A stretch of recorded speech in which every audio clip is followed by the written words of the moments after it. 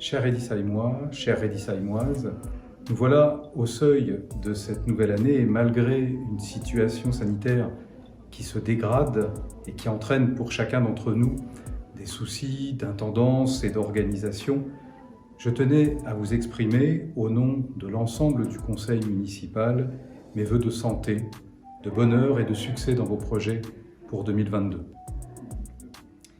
J'ai bien sûr une pensée toute particulière pour celles ou ceux, personnes fragiles, âgées ou autres, qui sont touchés gravement par la maladie.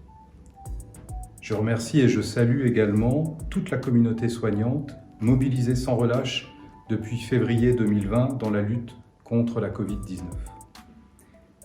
Une fois encore, le retour des précautions liées à la situation sanitaire nous empêche, cette année, de nous retrouver physiquement comme nous avions l'habitude de le faire. Le concert du Nouvel An à la Ronde a également dû être annulé car les distanciations physiques entre les musiciens ne pouvaient pas être tenues. Mais malgré les entraves liées à la crise sanitaire et à ses conséquences, et je pense par exemple aux pénuries de matériaux sur les chantiers, 2021 a été riche d'événements, de projets et d'opportunités pour notre commune. Le service communication de la commune mettra d'ailleurs en ligne dès demain une vidéo rétrospective des principaux événements qui ont ponctué 2021 afin que vous puissiez visualiser les dossiers, les travaux et les événements qui ont ponctué cette année. Certains de ces événements sont plutôt joyeux, comme Musique au balcon au printemps, Musicoline en juillet ou les journées d'automne.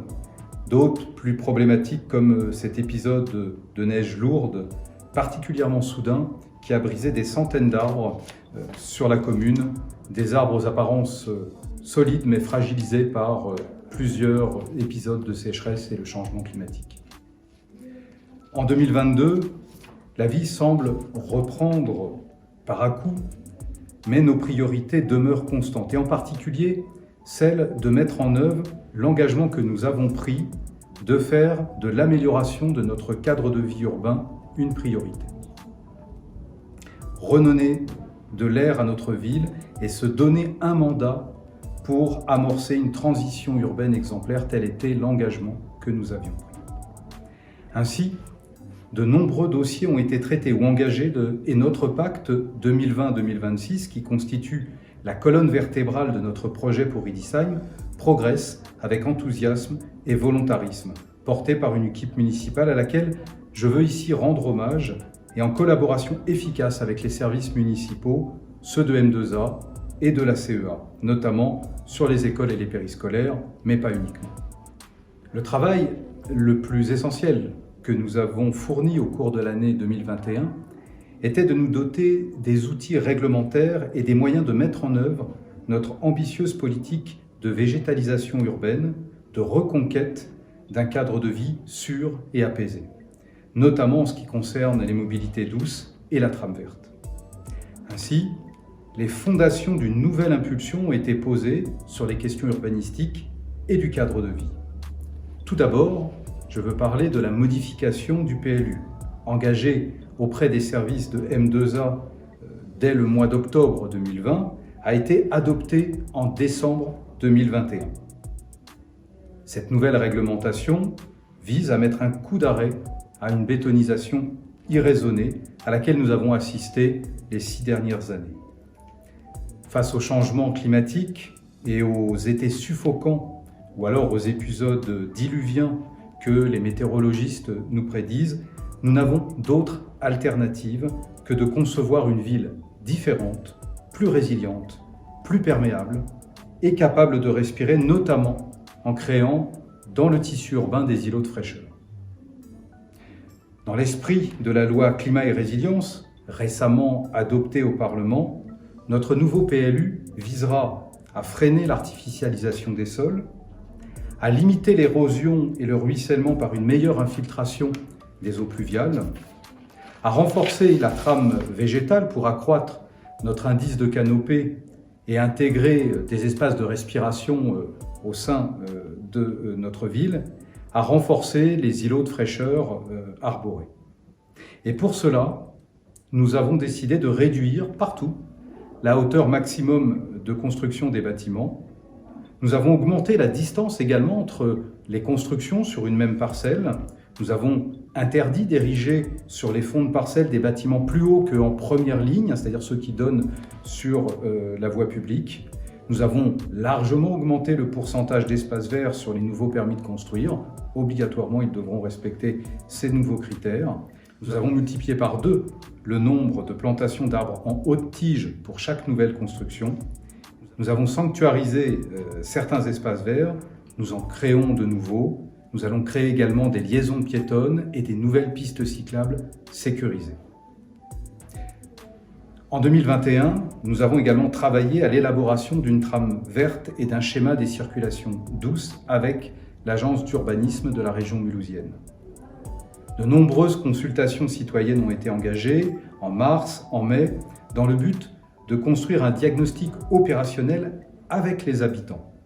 Plusieurs options ont été posées sur la table et ont été soumises cet été au Conseil participatif. Les conclusions de cette étude majeure, qui tracera les grandes lignes de l'aménagement de notre cité pour la décennie à venir, sera présentée et publiée au printemps prochain, avec l'ambition de répondre le mieux possible aux préoccupations du quotidien et au changement climatique.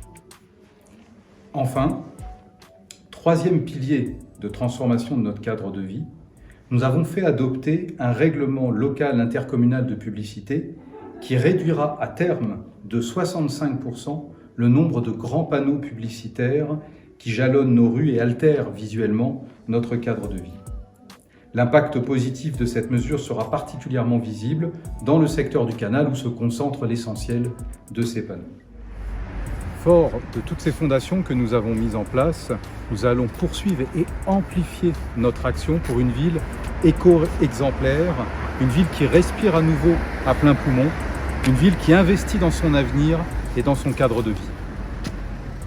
Tout d'abord, nous achèverons ces travaux rue de la Paix avec une végétalisation renforcée sur les abords et puis des aménagements cyclables qui ont été travaillés avec le Conseil Vélo et qui sont largement renforcés dans tout ce secteur. Ce travail sur les pistes cyclables sécurisées se poursuivra ici, au niveau de la rue de Modenheim, où nous souhaitons faciliter le franchissement de cet obstacle que constitue ce pont, qui est un problème pour les cyclistes, et nous apporterons donc des solutions efficaces et rapides. Dans le secteur Schweitzer, un nouvel espace de respiration sera aménagé le long du canal pour offrir un écrin de fraîcheur et de verdure aux habitants de ce quartier qui est le plus éloigné des espaces naturels de notre ville. Sur le toit de l'espace Eberhardt, nous allons mettre en place la première centrale photovoltaïque communale avec le concours de l'agglomération et pour contribuer au succès du plan climat. Il est temps que nous boostions notre production d'énergie renouvelable car le territoire est très en retard sur ce domaine. Dans le secteur des Violettes, un nouveau cheminement piétonnier, une venelle, sera institué entre la rue de la banlieue et la rue du Negelenberg afin de permettre un espace aussi de respiration, préserver un espace naturel qui était en danger et permettre une circulation sécurisée des piétons.